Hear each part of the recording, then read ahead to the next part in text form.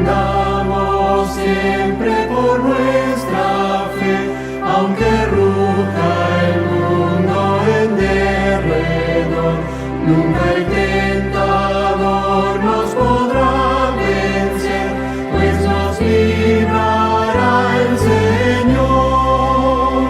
Si vencemos aquí, reinaremos allí en la gloria celestial. Si llevamos la cruz por amor de Jesús, la corona Él nos dará. No seamos tibios de corazón, ni dejemos nunca el primer amor. Mantengamos firme la profesión de la fe del Salvador. Si vencemos aquí, reinaremos allí en la gloria celestial. Si llevamos la cruz por amor de Jesús, la corona Él nos dará. Procuremos todos la santidad, sin la cual ninguno verá al Señor. Gozo, paz y eterna felicidad, Cristo da al vencedor. Si vencemos aquí, reinaremos allí en la gloria celestial. Si llevamos la cruz por amor de Jesús, la corona Él nos dará.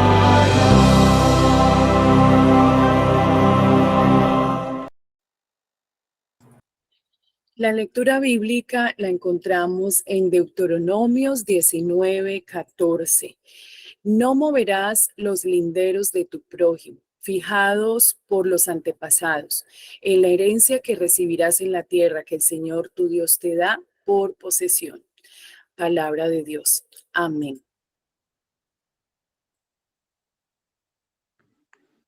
Amén, amén, amén.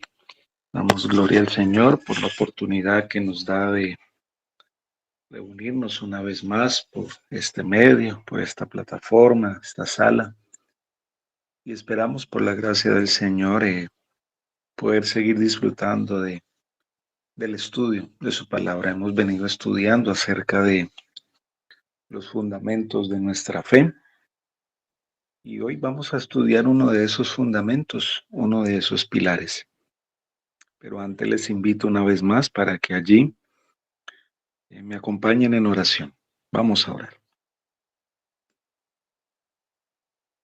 Amado y omnipotente Padre que moras en las alturas de los cielos, santificado y glorificado sea tu nombre, Señor. Estamos agradecidos contigo por la oportunidad que nos das en esta mañana de abrir nuestros ojos a un nuevo día. Te damos gracias por la oportunidad que nos das de reunirnos por este medio, para adorarte, para alabarte y para meditar en tu palabra. Síguenos afianzando, Señor, en el conocimiento de ella, síguenos afianzando en ti, sigue afianzando nuestra fe, que nada ni nadie pueda separarnos de tu amor que es en Cristo Jesús.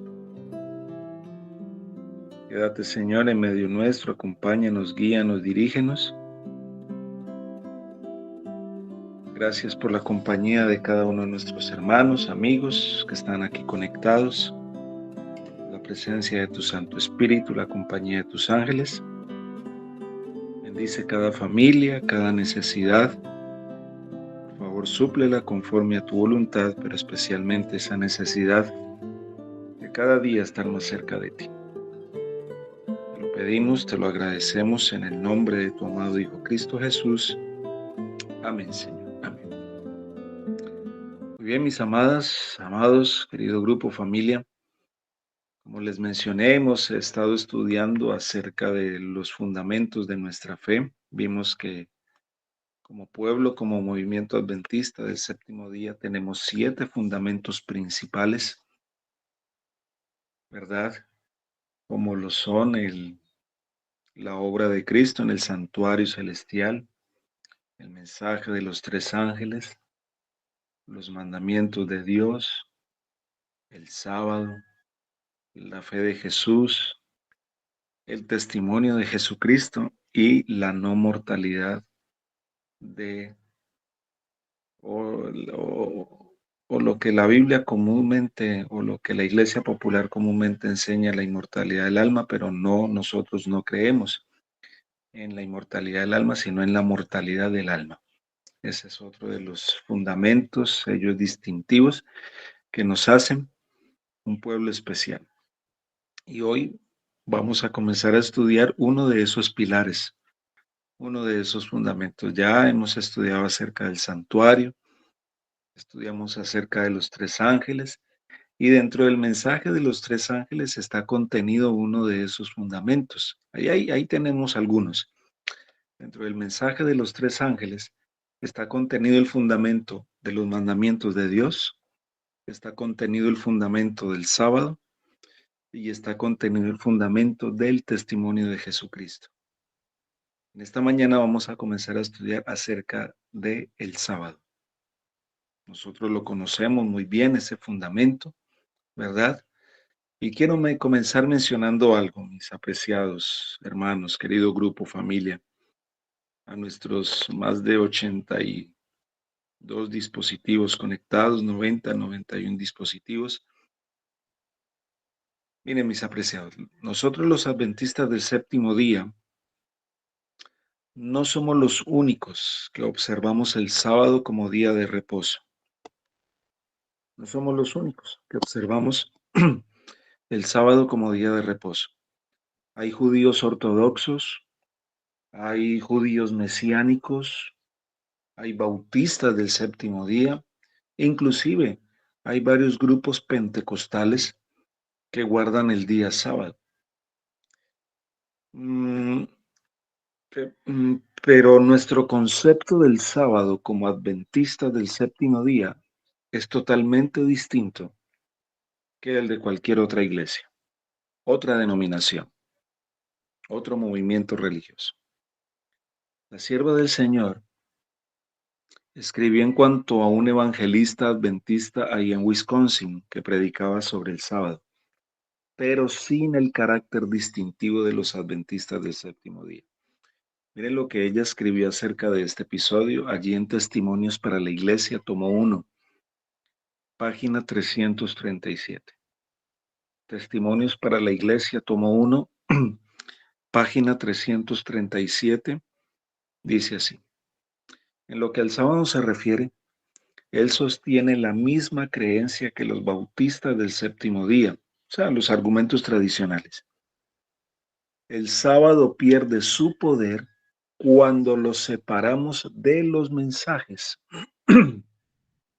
pero cuando lo vinculamos con el mensaje del tercer ángel, un poder lo acompaña que trae convicción a los incrédulos e infieles y los impulsa a salir con fortaleza para mantenerse firmes y para vivir, crecer y florecer en el Señor. Miren qué interesante. Esto del sábado, como lo dice allí, pierde su poder cuando nosotros lo separamos de los mensajes. ¿Cuáles mensajes? Bueno, el mensaje del tercer ángel, porque el sábado está vinculado con el mensaje del tercer ángel.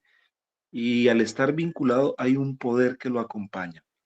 Y ese poder impulsa a cada fiel y a los incrédulos y a los infieles, inclusive, a aceptar el día del Señor, a salir con fortaleza para mantenerse en firmes, para vivir, para crecer y para florecer en el Señor. La sierva del Señor también escribió que el sábado será el punto que va a dividir o va a separar a los fieles de los infieles, en el conflicto final. Y la sierva del Señor explicó que cuando el sábado se fuera a proclamar más plenamente, las iglesias nominales se levantarían contra el pueblo fiel de Dios. Miren lo que ella escribió en Primeros Escritos, página 33 y 34. Primeros Escritos, página 33 y 34, ella escribió lo siguiente. Vi que el santo sábado es y será el muro separador entre el verdadero Israel de Dios y los incrédulos, así como la institución más adecuada para unir los corazones de los queridos y esperanzados santos de Dios. Vi que Dios tenía hijos que no reconocen ni guardan el sábado. No han rechazado la luz referente a él. Y al empezar el tiempo de angustia, el previo tiempo de angustia, fuimos henchidos del Espíritu Santo cuando salimos a proclamar más plenamente el sábado. Esto enfureció a las iglesias nominales, pues no podían refutar la verdad sabática, y entonces los escogidos de Dios, comprendiendo claramente que poseíamos la verdad, salieron y sufrieron la persecución con nosotros. Vi guerra, hambre, pestilencia y grandísima confusión en la tierra.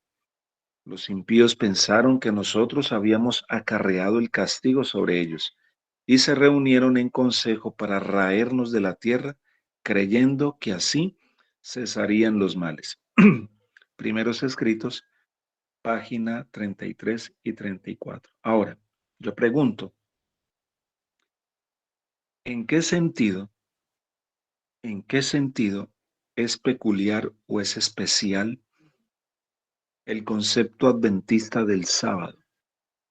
¿En qué sentido es especial el concepto e importante el concepto adventista del sábado? Mire, para nosotros los adventistas del séptimo día, y ustedes lo saben, mis amados, estamos recordando, para nosotros los adventistas del séptimo día, el sábado no es meramente uno de los 10 mandamientos. Hacen parte de los 10 mandamientos, pero por eso la sierva del Señor en esa cita que leímos para consejos de escritores y todo esto, colocó aparte el sábado de los mandamientos de Dios. Hace parte de los mandamientos de Dios, pero lo colocó aparte como un fundamento diferente. ¿Por qué? Por esto mismo, porque el séptimo día, el sábado, no es meramente uno de los 10 mandamientos, sino que hace parte o es el sello de Dios en el corazón de los mandamientos. Nosotros creemos que este mandamiento será el punto de contención en la gran prueba final que va a dividir a la humanidad en dos grupos. Por el otro lado, la observancia del domingo será la marca de la bestia y los que la reciban pronunciarán un decreto de muerte contra el pueblo de Dios. Ahora, nosotros los adventistas del séptimo día creemos que el sábado no es meramente un día para ir y asistir al templo. Es más que eso. Es un día, sino un día en que hay que suspender todas las actividades seculares, desde la puesta del sol el viernes hasta la puesta del sol el sábado. Ahora, nosotros los adventistas del séptimo día creemos que Jesús entró al lugar santísimo en 1844 y todos los que entren por la fe allí, con él guardarán el sábado, porque el sábado está en la ley y la ley está en el lugar santísimo. Por eso la importancia del sábado en la ley se acentúa, se afirma, se fundamenta en el lugar santísimo por la presencia del maná dentro del arca. Ahora, en términos generales, en términos generales, el conflicto final tendrá que ver con la ley de Dios. Por eso Satanás odia. Miren lo que dice Apocalipsis 12:17, que es un texto muy conocido. Apocalipsis 12:17, que dice, ¿qué hizo el dragón? El dragón se llenó de ira contra la mujer y se fue a hacer guerra ¿contra quién? Contra el resto de la descendencia de ella. ¿Y quiénes son?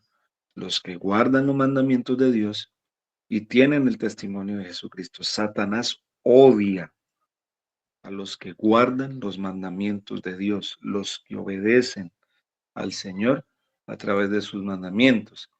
Pero Apocalipsis 14:1 menciona algo interesante.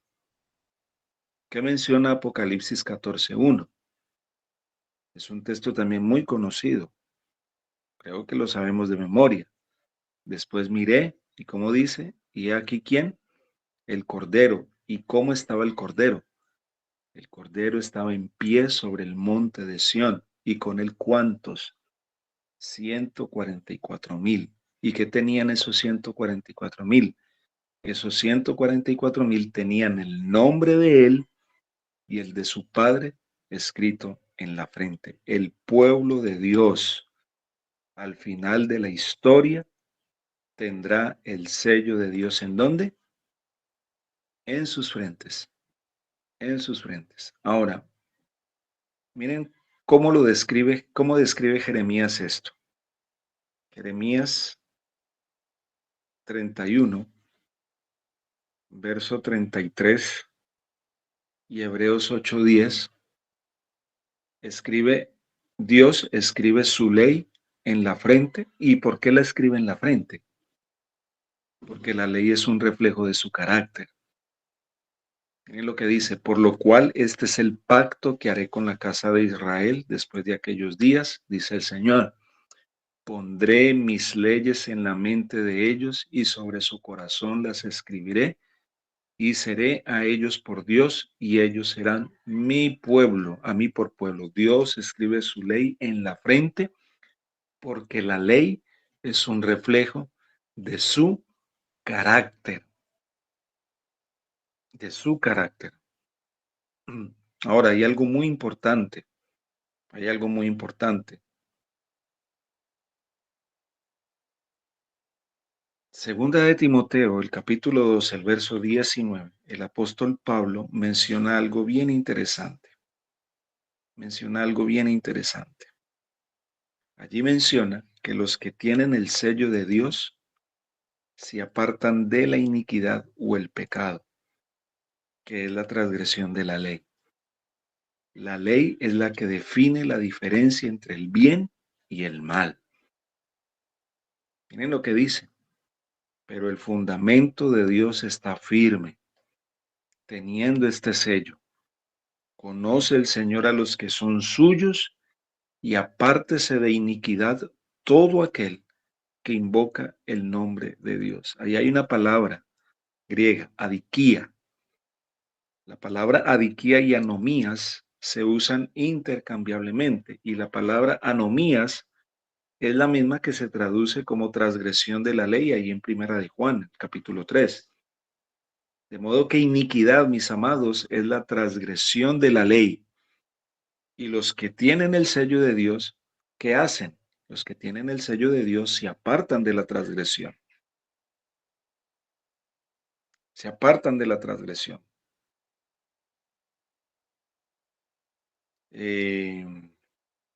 Ahora, hay algo bien interesante también. ¿Qué dice Apocalipsis el capítulo 14, verso 9 al 11? Vamos a leerlo. Apocalipsis capítulo 14, verso 9 al 11. Miren lo que dice. Y el tercer ángel lo siguió diciendo a gran voz: si alguno adora a la bestia y a su imagen y recibe la marca en su frente o en su mano, escuchen, subrayemos esa frase, la marca en su frente o en su mano. Vuelvo y leo. Y el tercer ángel lo siguió diciendo a gran voz: si alguno adora a la bestia, a su imagen, y recibe, subraya en esa parte, la marca en su frente o en su mano, él también beberá del vino de la ira de Dios que ha sido vaciado puro en el cáliz de su ira, y será atormentado con fuego y azufre delante de los santos ángeles y del Cordero.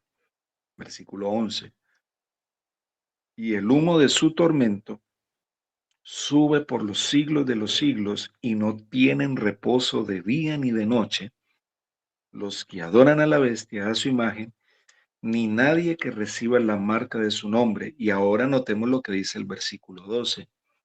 Aquí está la paciencia de los santos, los que guardan los mandamientos de Dios y la fe de Jesús. ¿Qué dice Apocalipsis 14? Los que guardan los mandamientos de Dios están en contraste con los que adoran a la bestia y su imagen y reciben su marca. ¿Está bien? Por eso el conflicto final tiene que ver con la primera tabla de la ley. Tiene que ver con la primera tabla de la ley. Deuteronomio, el capítulo 6. Miren, Deuteronomio, el capítulo 6, vamos a leerlo. Este texto resume los primeros 4 mandamientos, el versículo 4, y vamos a leerlo. Y a partir del versículo 5, Dios manda a Israel a escribirlos en la frente y en la mano. Deuteronomio capítulo 6, verso 4 en adelante dice: oye Israel, Jehová nuestro Dios, Jehová uno es. ¿Y qué dice el verso 5? Y amarás a Jehová tu Dios de todo tu corazón. Deuteronomio 6, 4 en adelante. Y amarás a Jehová tu Dios de todo tu corazón y de toda tu alma y con todas tus fuerzas.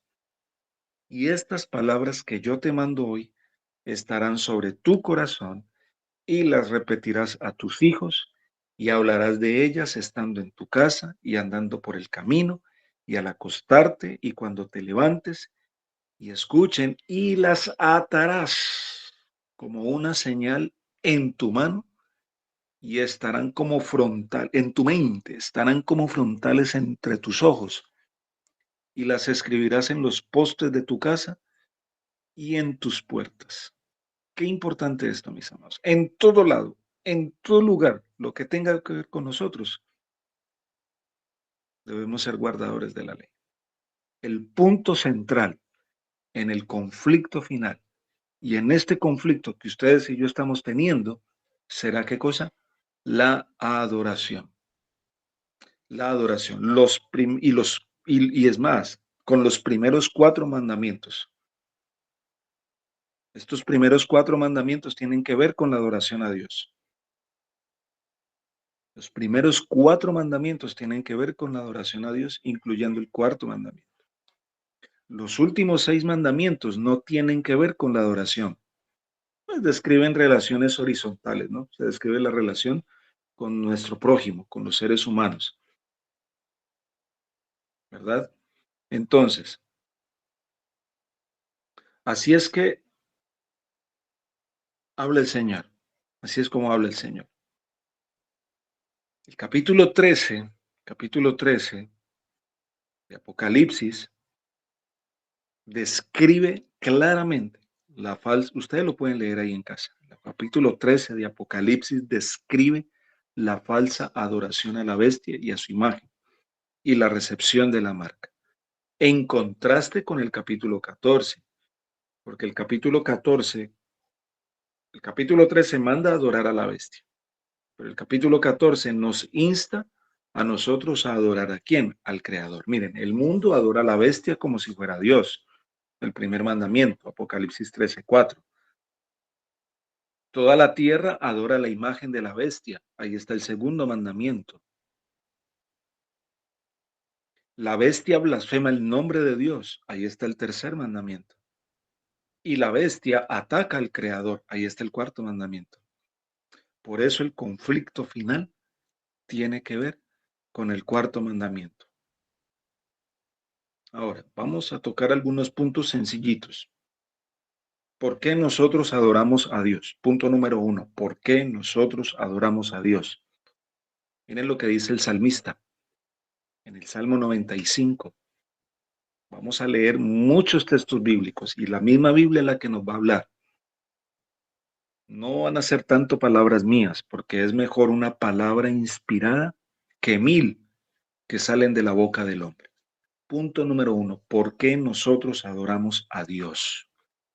Miren lo que dice el salmista en el Salmo 95, verso 1 en adelante. Venid, aclamemos alegremente a Jehová. Cantemos con júbilo a la roca de nuestra salvación. Lleguemos ante su presencia con alabanza. Aclamémosle con cánticos, porque Jehová es Dios grande y Rey grande sobre todos los dioses, porque en su mano están las profundidades de la tierra y las alturas de los montes son suyas. Suyo también el mar, pues él lo hizo y sus manos formaron la tierra seca. Venid, adoremos y postrémonos, arrodillémonos delante de Jehová, nuestro Creador. Entonces, ¿por qué adoramos nosotros a Dios? Porque Él es ¿qué? Nuestro Creador, nuestro Creador. Nehemías, el capítulo 10, el verso 6 lo confirma ahí en el Antiguo Testamento, donde él dice, Nehemías 10:6, tú solo eres Jehová, tú creaste los cielos y los cielos de los cielos con todo su ejército, la tierra y todo lo que está en ella, los mares y todo lo que hay en ella, y tú vivificas todas estas cosas y los ejércitos de los cielos te adoran. Por eso Apocalipsis, por eso el Señor, por eso Juan nos hace un llamado allí en Apocalipsis el capítulo 14. ¿Y cuál es ese llamado? Apocalipsis 14, verso 6 en adelante lo dice. Vi volar por en medio del cielo a otro ángel que tenía el evangelio eterno para predicarlo a los moradores de la tierra, a toda nación, tribu, lengua y pueblo, diciendo a gran voz, temed a Dios y dadle gloria, porque la hora de su juicio ha llegado, y adorad. Aquí está hablando de manera imperativa, es una orden. Adorad, ahí está, imperativo, a manera de orden. No es un deseo, es una orden. Y adorad a aquel que hizo el cielo y la tierra, el mar y las fuentes de las aguas. Dios nos llama a través de Juan a adorarle. Y por eso trae a nuestra mente el cuarto mandamiento de Éxodo, del capítulo 20, verso 8 en adelante. Adorad a aquel que hizo el cielo, la tierra, el mar y las fuentes de las aguas. Y lo que es más interesante es que Isaías nos explica que en el futuro toda carne vendrá para adorar en el sábado, en conmemoración del Creador de los cielos nuevos y tierra nueva. Eso dice Isaías 66 en el verso 22, porque como los cielos nuevos y la nueva tierra que yo hago permanecerán delante de mí, dice Jehová, así permanecerá vuestra descendencia y vuestro nombre, y de mes en mes y de día de reposo en día de reposo vendrán todos a adorar delante de mí, dice Jehová. ¿Por qué nosotros adoramos a Dios? Porque Él es nuestro creador. ¿Y en qué día le adoramos? Que conmemora, que selló realmente toda su creación, el día sábado. Ahora, punto número 2. Punto número 2. No solamente adoramos a Dios porque es el creador. Mire, nosotros adoramos a Dios porque es el creador y hay una señal de esa creación. Y le adoramos porque hay una señal. Y la señal de esa creación y la señal del creador, ¿cuál es? ¿Cuál fue la señal que el Señor colocó sobre la creación? El sábado. Esa es la firma de Dios, de toda esa obra que hizo. Porque es que, hermanos, la creación es como eso, es como un cuadro de esos famosos pintores, de esos famosos artistas como Da Vinci, bueno, en fin. La firma de Dios es el sábado y la firma de Dios está sobre la obra de la creación, ¿verdad? Uno reconoce un cuadro, o uno reconoce al artista de ese cuadro porque la firma está ¿dónde? Al final de la pintura, en una esquinita, ¿verdad? Entonces, el sábado es la firma de Dios y está sobre la obra de la creación, identifica al creador. Habla de un artista y él lo firmó al final de su obra. Por eso la firma identifica al artista. Es la señal. Y miren cómo lo describe Éxodo, el capítulo 31, el verso 17. Leámoslo. Éxodo 31, versículo 17 dice, señal es para siempre, o señal es para siempre entre mí y los hijos de Israel, porque en 6 días hizo Jehová los cielos y la tierra, y en el séptimo día cesó y reposó. Se describe, el sábado se describe como la firma, como la señal entre Dios y su pueblo. ¿Por qué? Porque Él es el creador, porque Él es el pintor, porque Él es el artista, porque Él es el hacedor. Y es una señal para siempre, mis amados, para siempre. Miren lo que dice Ezequiel capítulo 20, verso 12. Ezequiel 20:12 dice, y les di también mis días de reposo para que fuesen por señal entre mí y ellos, para que supiesen que yo soy Jehová, que los santificó. Señal. Esto es igual a sello. Señal. Esto es igual a sello. Romanos 4:11. Miren lo que dice. Romanos 4:11. Y recibió la circuncisión como señal, como sello de la justicia de la fe, que tuvo estando aún incircunciso, para que fuese padre de todos los creyentes no circuncidados, a fin de que también a ellos la fe les sea contada por justicia. Entonces, es bien interesante esto, mis amados, en cuanto al sello, en cuanto a la señal. Hay un texto en Ezequiel, el capítulo 8. Vamos a mirarlo acá. Vamos a mirar si es este. Sí, Ezequiel capítulo 8, el verso 16. Vamos a leer dos textos que son claves en esto. Que son clave en esto, miren. Ezequiel 8:16 y Ezequiel 9. Miren lo que dice Ezequiel 8:16. Y me llevó al atrio de adentro de la casa de Jehová.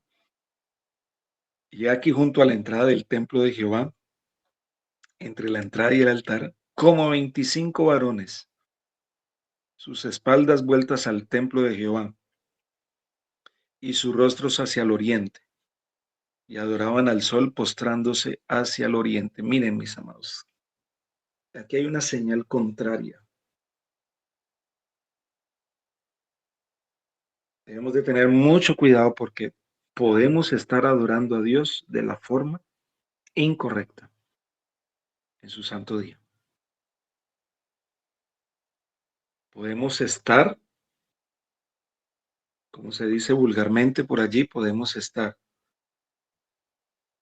adorando a Dios, o mejor, reuniéndonos, supuestamente adorar a Dios en su día santo, pero haciéndole hostias al enemigo. Adorando a Dios de una manera incorrecta. Por eso Ezequiel 9 nos insta, nos hace un llamado.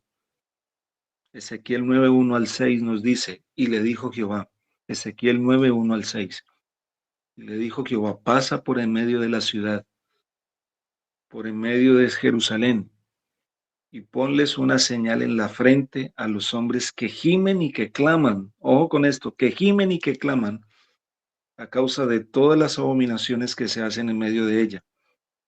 Y a los otros dijo, oyéndolo yo, pasad por la ciudad en pos de él y matad.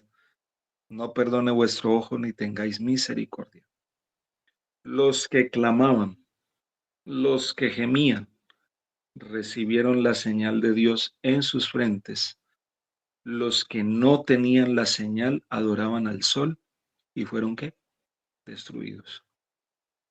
Esta profecía de Ezequiel 9.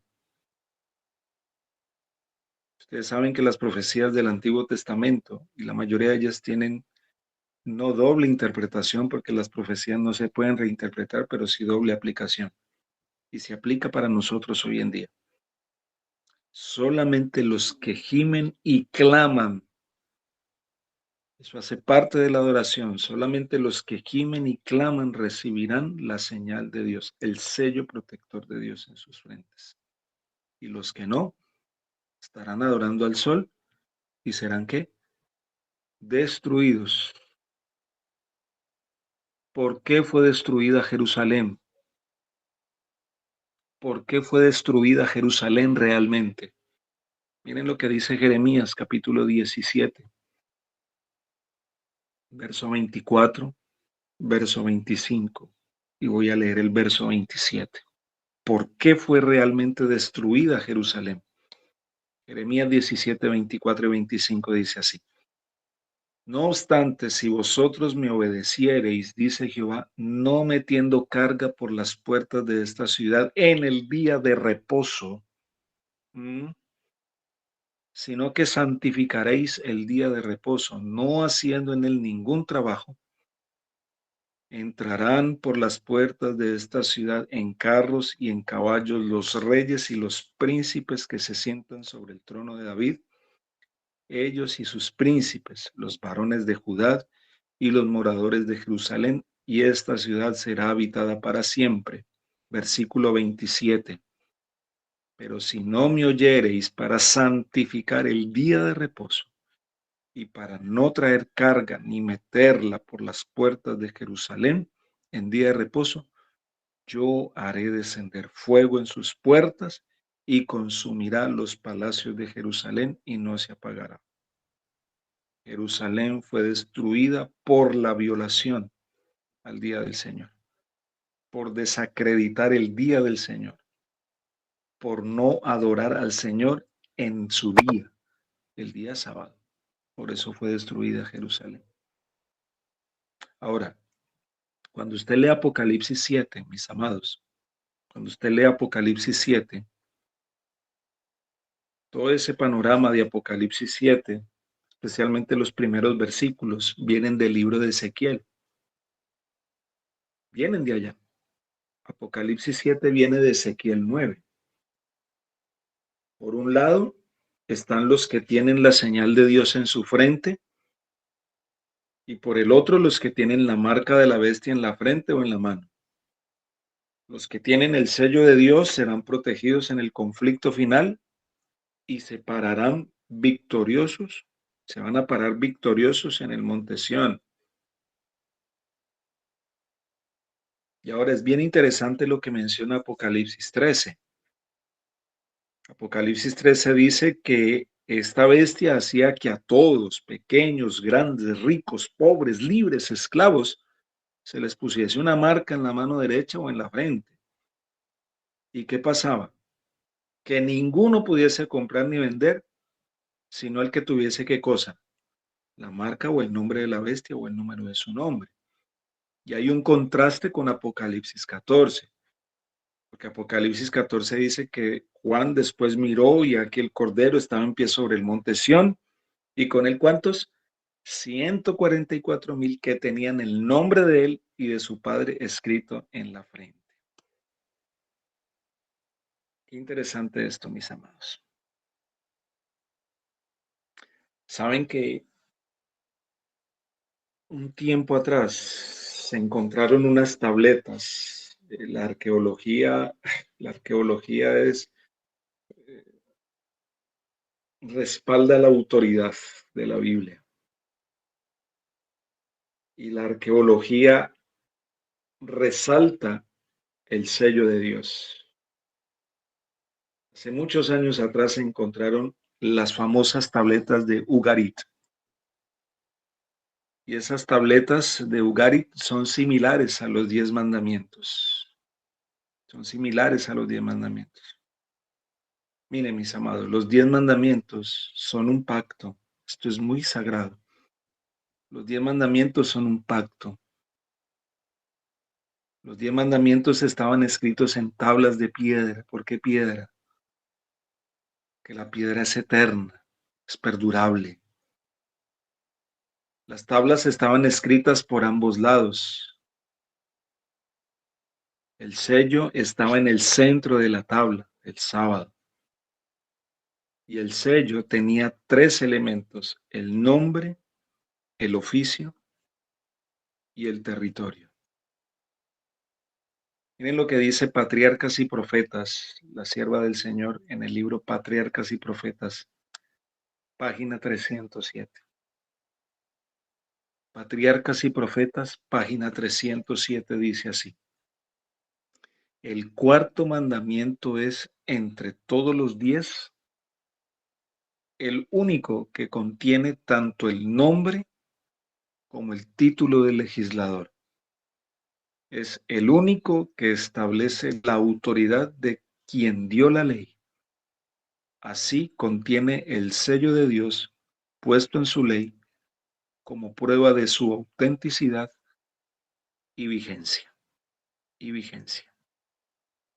Ahora, yo pregunto, ¿tiene que ver la profecía algo con el sello de Dios? ¿Están relacionados? ¿Tiene que ver el sello de Dios? ¿Tendrá que ver algo o estará dentro de esa cadena profética que en algún momento hablamos? Sí. Miren, ¿qué decía la profecía? ¿Qué dice la profecía? Daniel 7:25. Ahí está la profecía, Daniel 7:25. ¿Y hablará palabras contra quién? Contra el Altísimo. Y a los santos del Altísimo quebrantará y pensará en cambiar los tiempos y la ley, y serán entregados en su mano hasta tiempo y tiempos y medio tiempo. El papado pensó que podía cambiar los tiempos y la ley de Dios. El dragón, dice Apocalipsis, se llenó de ira contra la mujer. El dragón persigue a la mujer por 3 tiempos y medio.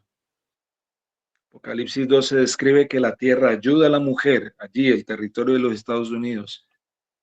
Menciona que el dragón odia al remanente porque guarda los mandamientos de Dios. Y ese remanente fiel se contrapone al cambio que se hizo en la ley. Al cambio que se hizo en la ley. Esa bestia que se levanta de la tierra habla como dragón y obligará a todos bajo amenaza de muerte a recibir el cambio que la bestia hizo en la ley, imponiendo su marca. Y detrás del telón, obviamente, está Satanás y está ese cuerno pequeño. Hay algo interesante en cuanto a esto, mis amados. Miren, en cuanto a la Iglesia Católica y el domingo. En cuanto a la Iglesia Católica y el domingo. Y termino con esto, esta primera parte. En una ocasión un hombre abrió un libro de un hombre, de un historiador, Peter Geirman, en cuanto a la conversión del catecismo, el catolicismo, doctrina, algo así. Y en ese libro de este hombre, de Peter Geirman, leyó lo siguiente.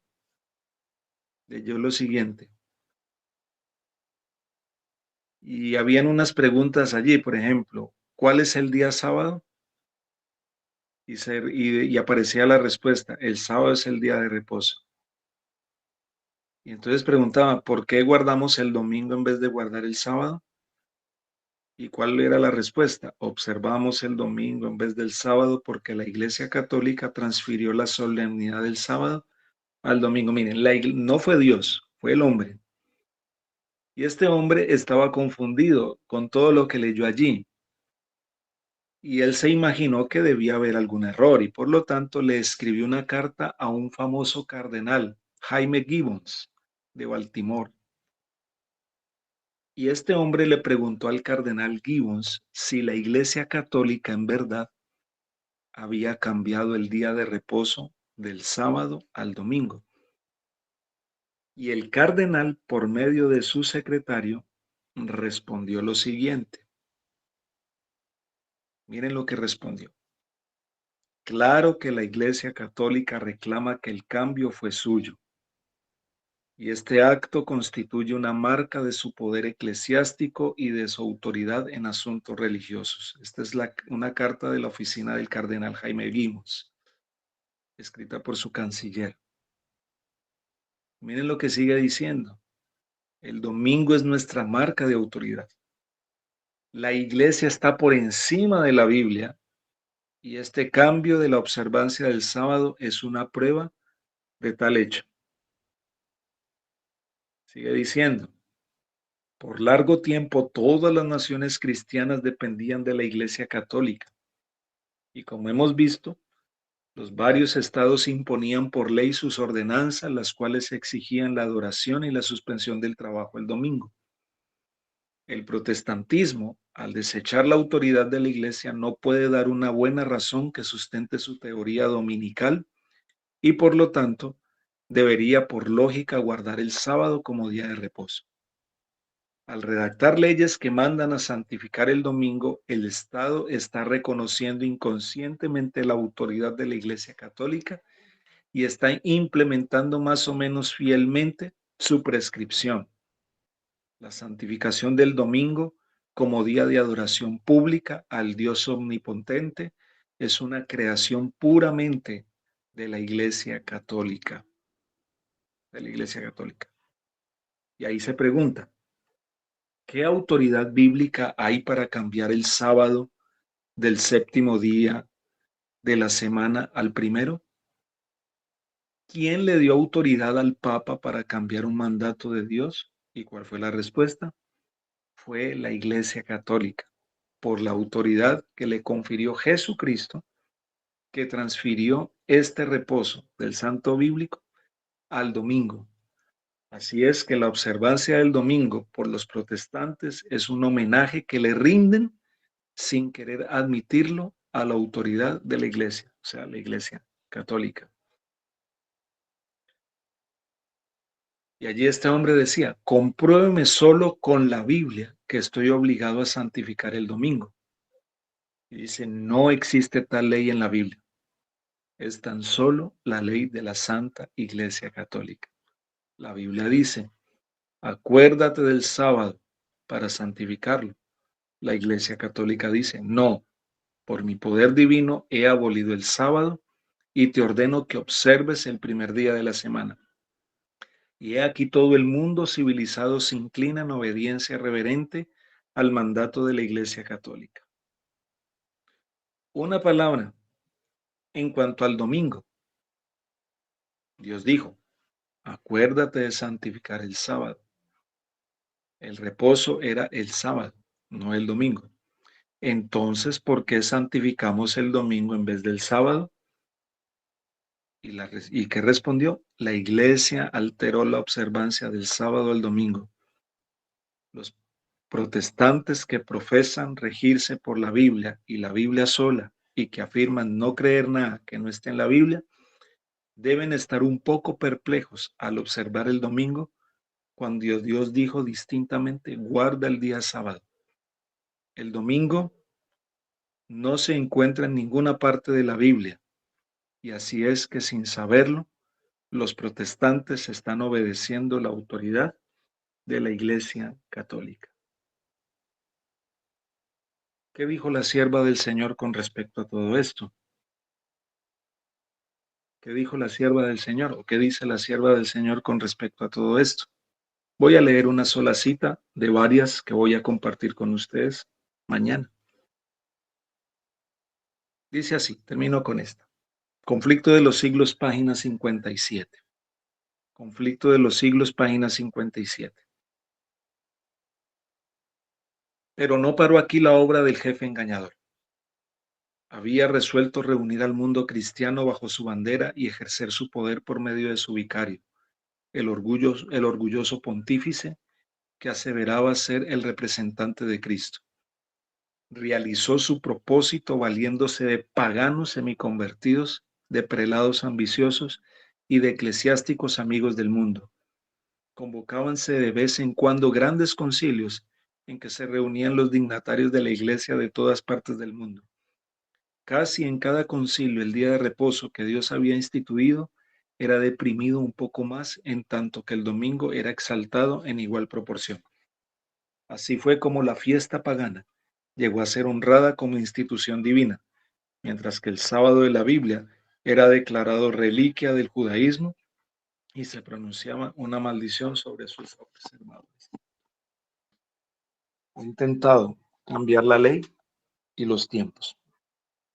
Pero ustedes saben, mis amados, que Dios prima sobre todo, que Dios finalmente y su pueblo triunfarán sobre toda teoría, sobre toda práctica, sobre todo engaño artificioso.